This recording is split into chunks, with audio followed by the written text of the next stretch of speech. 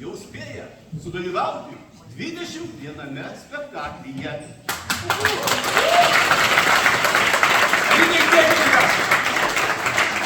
Tiek pat. Ir jie, ir aš, mes visi, jie dar mažesni, bet tiesiog. Žodžiu, dabar paklausysim tokį dalyką.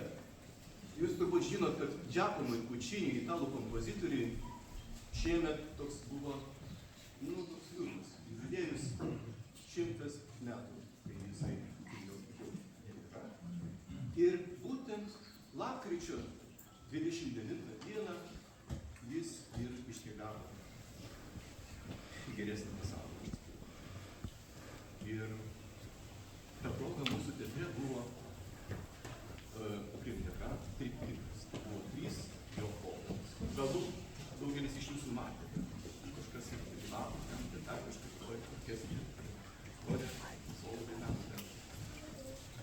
Taigi dabar paklausykime ištraukos mažo gabaliuko iš operos Sesuo Andželika. Solistė Samantha Demskitė.